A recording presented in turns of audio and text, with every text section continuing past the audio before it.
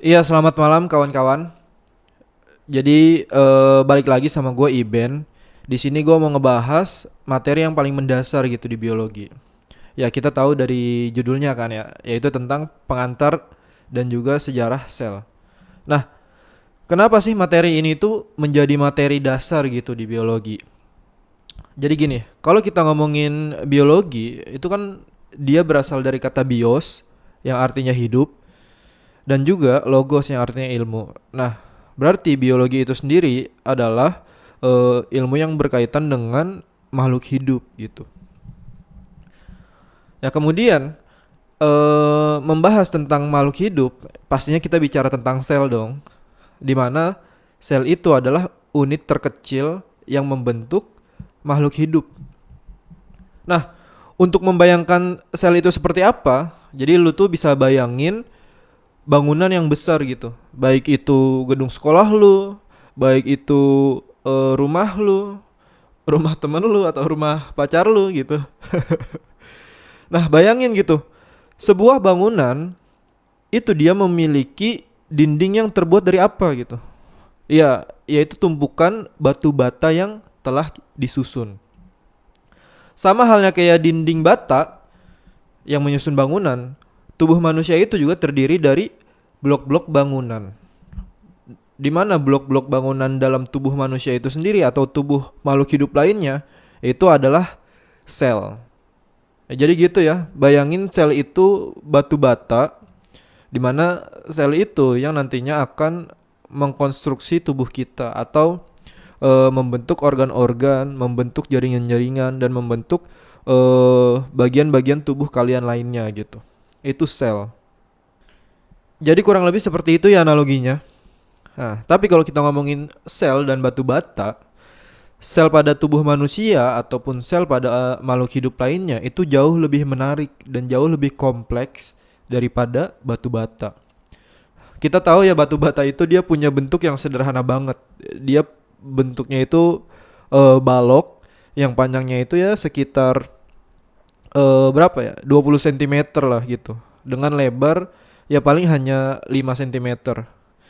Nah, sementara sel dia memiliki bentuk yang beragam, nggak hanya persegi ataupun balok. Dia juga punya bentuk bulat, dia juga punya bentuk yang oval, dia juga ada yang berbentuk persegi, kemudian ada yang berbentuk berserat-serat seperti sel otot, dan juga bahkan sel ada yang memiliki bentuk bintang.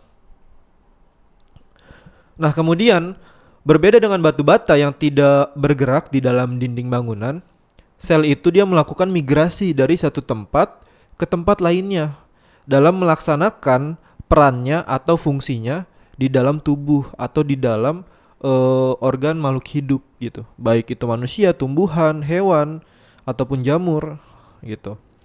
Nah, sel sendiri dia melakukan sejumlah besar peran yang berbeda-beda di dalam tubuh manusia, di mana peran-peran yang berbeda tersebut, nah itu yang disebut dengan spesialisasi. Nah itu nanti yang bakal gue bahas di video yang akan datang gitu. Jadi spesialisasi sel-sel pada tumbuhan dan juga spesialisasi sel-sel pada hewan atau manusia. Nah, misalnya gitu, spesialisasi kayak di dalam tubuh manusia itu ada sel epitel. Di mana sel epitel ini dia melindungi permukaan luar tubuh ya dari kulit dan juga menutupi organ dan rongga tubuh di dalamnya gitu. Yaitu sel-sel bagian kulit lah gitu. Nah, kemudian ada juga sel-sel tulang, di mana sel tulang ini yang nantinya memberikan dukungan atau menopang tubuh manusia. Nah, kemudian juga ada sel darah, di mana sel darah ini nantinya membawa nutrisi dan oksigen ke seluruh tubuh sambil nanti dia mengeluarkan karbon dioksida. Dan yang terakhir itu adalah sel gamet yang berfungsi sebagai alat reproduksi bagi manusia. Nah, masing-masing jenis sel ini dia memainkan peran yang penting gitu dalam pertumbuhan dan juga perkembangan serta pemeliharaan organ-organ tubuh baik itu tubuh hewan, manusia ataupun tumbuhan gitu. Nah, kemudian terlepas dari keanekaragaman spesialisasi atau peran-peran sel tersebut, masih banyak lagi sel di dalam makhluk hidup yang nantinya terbagi jadi sel prokariotik yang nanti didominasi sama bakteri uniseluler dan juga sel eukariotik di mana sel eukariotik ini dia memiliki struktur yang kompleks yang menyusun organisme multiseluler. Gitu ya. Nah, kemudian sel itu yang kita tahu kan dia memiliki struktur yang sangat kompleks gitu. Jauh lebih kompleks dibandingkan dengan batu bata tadi. Nah, kalau batu bata kan ketika kita belah gitu, dia bentuk dan warnanya sederhana gitu. Merah-merah bata, merah-merah tua gitu. Berbeda dengan sel yang memiliki organ dalam yang lebih beragam. Ketika kita membelah atau memotong sel, kita akan menemukan susunan struktur khusus yang rumit, di mana struktur khusus itu yang nantinya membantu sel menjalankan fungsinya. Di situ kita bisa lihat organ-organ seperti inti sel, kemudian juga nanti ada mitokondria, ada badan Golgi. Nah, itu nanti yang bakal kita jelasin di pengantar sel. Jadi abis ini gue bakal ngejelasin apa? Sorry, maksudnya sejarah sel. Nah, lu juga bisa lihat misalkan di gambar yang di kiri itu, kedua sel yang paling pojok kiri itu adalah sel tumbuhan dan juga sel hewan. Ketika kita potong jadi dua bagian nih, misalkan banyak sekali gitu organ-organ yang bisa kita perhatikan di dalam satu sel aja. Ya, jadi mungkin gitu ya tentang pengantar sel. Iya, sekarang kita akan bicara tentang sejarah sel. Ya, jadi sebelum tahun 1600-an itu tidak ada yang pernah melihat sel dari dekat gitu secara strukturalnya. Kenapa? Karena untuk melihat jaringan-jaringan di dalam sebuah sel, di dalam bakteri, itu dia memerlukan pengembangan mikroskop yang relatif berdaya tinggi. Yang nantinya mikroskop tersebut itu bisa digunakan untuk melihat organel-organel pada sel tersebut. Nah, kemudian orang pertama yang mengamati sel sebagai struktur mikroskopis yaitu adalah ilmuwan Inggris yaitu Robert Hooke. Nah, jadi Hooke ini adalah orang yang pertama kali memberikan nama bagi sel itu, yaitu sel. Nah, dalam bukunya yang berjudul Micrographia, Hooke ini dia menggunakan istilah sel untuk merujuk pada struktur seperti kotak. Jadi dia melihat si sel ini dia berbentuk seperti kotak-kotak. Di mana kotak-kotaknya ini itu mengingatkan dia pada sel-sel biara, kamar sederhana yang menjadi tempat para tidur biarawan. Nah, jadi gitu ya sejarah Robert Hooke. Sebenarnya Robert Hooke ini dia awalnya adalah seorang ahli fisika.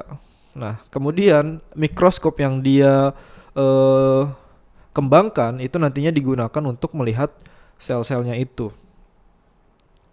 Nah, kemudian orang pertama yang mengamati sel hidup yang bergerak itu dia adalah Anton van Leeuwenhoek gitu. Gua agak bingung sih bacanya gimana. Nah, ya, yang pasti depannya itu Anton van Leeuwenhoek ya. Sorry kalau agak salah nih.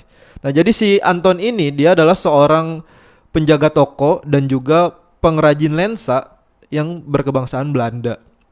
Nah, jadi pada tahun 1670-an dia ini terinspirasi sama si Robert Hooke yaitu bukunya yang berjudul Micrographia. Jadi si Anton ini dia mulai membuat mikroskopnya sendiri yang nantinya bisa melihat sel hidup lebih jelas. Dengan perkembangan yang ia lakukan pada mikroskop, si Anton ini bisa mengamati organisme bersel tunggal yang hidup seperti sel bakteri dan juga sel sperma yang nantinya itu ia sebut sebagai animal cults gitu. Nah, itu gitu sejarah si Anton van Leeuwenhoek. Nah, jadi si Anton ini nantinya jadi salah satu tokoh yang menyatakan teori abiogenesis. Nanti itu kita pelajari lebih lanjut ya. Jadi teori asal-usul makhluk hidup. Ada abiogenesis dan juga ada biogenesis. Nah, kemudian pada tahun 1830-an ada seorang ahli botani yang bernama Matthias Leiden. Jadi si Matthias Leiden ini dia memberikan sebuah pernyataan gitu, di mana semua bagian tumbuhan dan hewan yang berbeda itu dia terdiri dari sel-sel, dan sel itu dapat dihasilkan dari sel lain dalam proses perkembangan atau pembelahan sel. Jadi sel-sel dalam tubuh makhluk hidup itu dia bisa berkembang, yaitu karena ada pembelahan-pembelahan sel. Nah, dari ide-ide semua pemikir awal itu dirangkum dalam teori sel-sel yang lebih modern. Nah, jadi pernyataan-pernyataan tersebut itu seperti yang pertama, semua makhluk hidup. Jadi ini kesimpulannya nih sebenarnya, sedikit kesimpulan dari orang-orang sebelumnya. Mulai dari Robert Hooke, Anton dan juga Matthias Leiden. Nah, semua makhluk hidup terdiri dari satu sel atau lebih sel. Ya berarti dua atau lebih. Atau disebut multiseluler. Yang kemudian yang kedua adalah sel adalah unit dasar kehidupan. Jadi bagian terkecil dari makhluk hidup itu adalah sel. Nah, yang ketiga, sel-sel itu baru muncul dari sel-sel yang udah ada sebelumnya. Jadi sel-sel yang udah ada di dalam tubuh makhluk hidup itu berasal dari sel-sel yang udah ada sebelumnya. Ini yang nantinya menjadi landasan bagi teori biogenesis, di mana makhluk hidup itu berasal dari makhluk hidup juga gitu. Ya mungkin itu sekian ya dari gua tentang pengantar sel dan juga sejarah sel. Jadi selanjutnya mungkin gua bakalan lebih ngebahas tentang sel prokaryotik dan juga sel eukaryotik. Ya mungkin itu aja dari gua. Jangan lupa tonton terus video Alternativa. Terima kasih, see you.